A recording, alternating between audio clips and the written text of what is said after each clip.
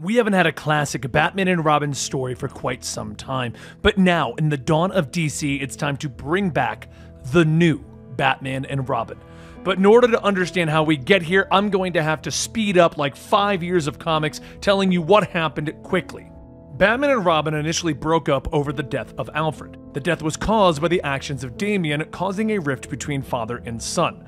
Damian went on a journey of self-discovery, while Batman lost a good chunk of his fortune to the Joker. Damian discovered a secret island where you can never die and fought in a Mortal Kombat tournament, while Batman battled against a robot that he built to stop him if he ever accidentally murdered someone. Batman and Robin then fought against each other as demons possessed their bodies, and around this period, Batman ended up in the multiverse discovering where the Joker started. Basically, they were both missing for a period out of Gotham. Catwoman made a play for a better Gotham, a Gotham where there were no violent crimes, and most of the Bat family sided with her, leaving Batman and Robin, who had repaired their fractured relationship, as the only ones here to help each other. While they try to figure out how to handle Catwoman, someone needs to stop the normal crimes happening around Gotham, and that's where this book is taking place. How they're handling general crimes still out there in Gotham. This is Comicstorian. I take comic books, turn them into audio dramas, and that way you know what to buy and add to your collection. And I highly recommend today's book, Batman and Robin, #1. Lightning flashes over the Gotham Zoo, and inside a mysterious figure is dissecting bats and birds, beginning the work of their nefarious plan. Meanwhile, far over the streets of Gotham City, a blimp is flying through the storm-filled skies. But this isn't a leisure cruise, as the White Rabbit and her goons have stolen the blimp and kidnapped its passengers. "We're so far over the streets of Gotham, no one is coming to save you!" She laughs, and as if on cue, the windows shatter inward and Batman and Robin leap into the fight. "Earn those paychecks, Black Rabbits!" White Rabbit shouts, and the two heroes immediately leap into the fight. Bragging rights to whoever takes out the most White Rabbit goons, Robin asks as he kicks a goon in the face. Batman dodges under an attack, punching another. "This is a serious situation, Robin. Focus on the safety of the hostages, then we keep score," Batman growls. In moments, the goons are dealt with, and White Rabbit tries to leap out of the blimp safely. But Batman grabs her parachute from behind, pulling her back inside, promising that she won't be late for her date with Blackgate Prison. "Hostages saved, and I regained control of the Zeppelin," Robin reports, and the two heroes look at each other and then fist bump on a job well done. "In record time. Good work, Robin. Park at the GCPD and then let's head home," Batman says. As the morning sun begins to peek over the rooftops of Gotham City, Bruce and Damian Wayne return to the brownstone that they now call their home. Bruce opens the door, motioning Damian inside, explaining that while the upper floors are mostly for show, they do have everything that the two require to live. The lower floors have everything that they need to work as Batman and Robin. As Bruce shows Damian his room, he stops at the doorway.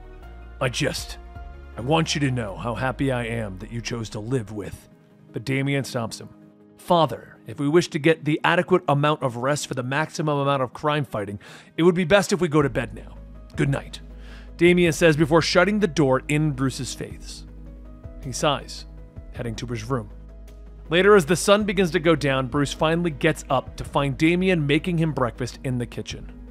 "Alfred loved to quote, 'Breakfast is the most important meal of the day, Master Damian,' laughing over the fact that Alfred used to say that they ate more of a brunch.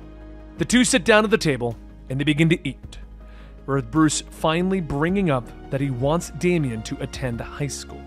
"I've enrolled you in Gotham Heights. Starting tomorrow, you begin high school."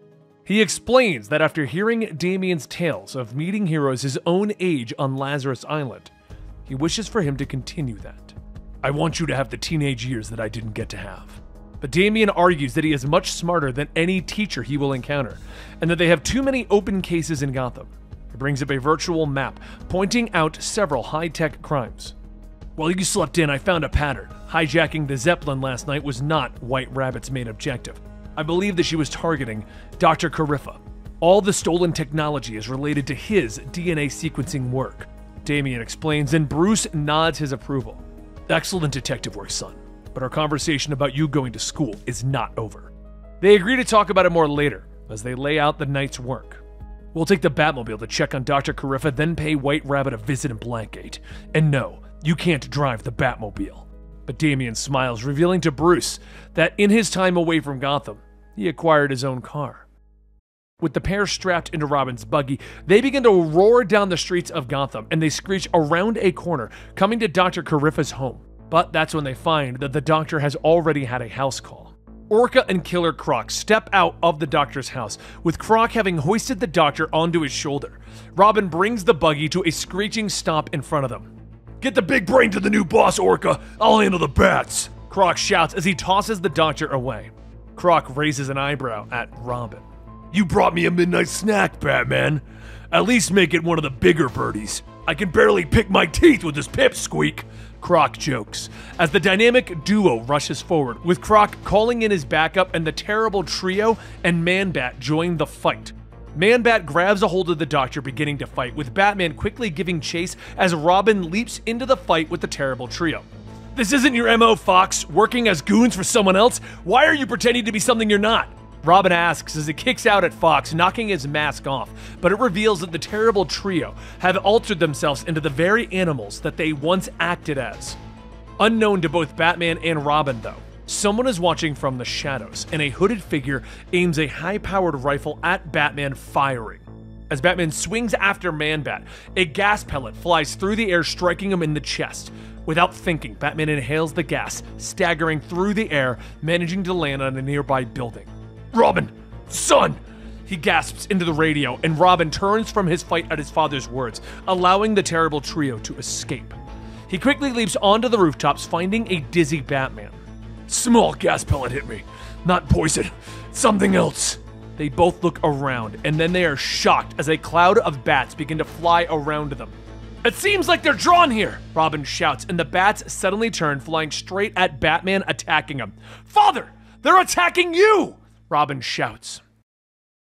And that concludes the first issue of the brand new Batman and Robin. Guys, I love what they're doing at Dawn of DC because they managed to explain away where this fits in the storyline. They commented on Robin's time at Lazarus Island, they talked about Lazarus Planet, they talked about Catwoman. I know I didn't read every little line in this video, but they're all in there, which makes this easy to understand where it fits, and I love it for that.